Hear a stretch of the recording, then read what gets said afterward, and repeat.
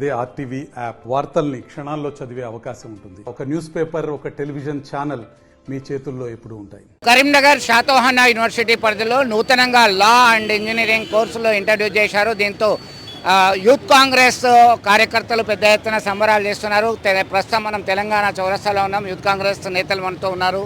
వాళ్ళందరూ కూడా మిఠాయిలు పంచుకొని ముఖ్యంగా ముఖ్యమంత్రి రేవంత్ రెడ్డి, అలాగే మంత్రి పొన్నం ప్రభాకర్, ఉప ముఖ్యమంత్రి భట్టి చిత్రపటాలకి పాలాభిషేకం చేయడం జరిగింది. మిఠాయిలు పంచుకుంటున్నారు. చెప్పండి, ఏంది అసలు ఏమేం కోర్సులు ఇంట్రడ్యూస్ చేశారు, ఎట్లా చూడొద్దు?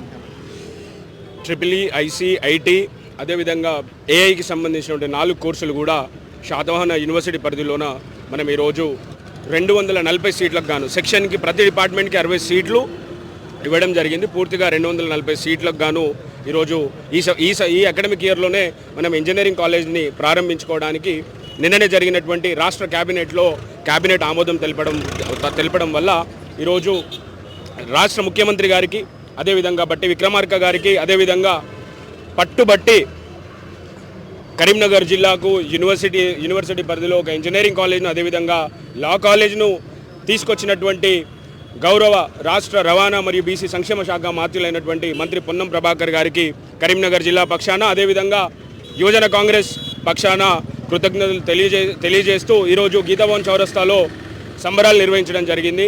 అదేవిధంగా ఈ శుభ సందర్భాన్ని మిగతా ప్రజలతో కూడా పంచుకునే విధంగా ఈరోజు మిఠాయిల పంపిణీ కూడా చేయడం జరిగింది. మొత్తం మీద ఆర్టిఫిషియల్ ఇంటెలిజెన్స్ ఇతర కోర్సులు, ఆధునిక కోర్సులన్నీ ఇంట్రడ్యూస్ చేశారు. దీంతో సంబరాలు నిర్వహించడం జరుగుతుంది. ఎంతో కాలం నుంచి చిరకాల స్వప్నము నెరవేరిందని చెప్పి అభిప్రాయం వ్యక్తం చేస్తున్నారు. విడుదల సుమంత్తో కలిసి చంద్రశేఖర్, ఆర్టీవీ, కరీంనగర్. మరిన్ని వీడియోస్ కోసం ఛానల్ ని సబ్స్క్రైబ్ చేయండి. లేటెస్ట్ అప్డేట్స్ కోసం వాట్సాప్ ఛానల్ ని ఫాలో చేయండి. అండ్ లింక్ డిస్క్రిప్షన్ లో ఉంది.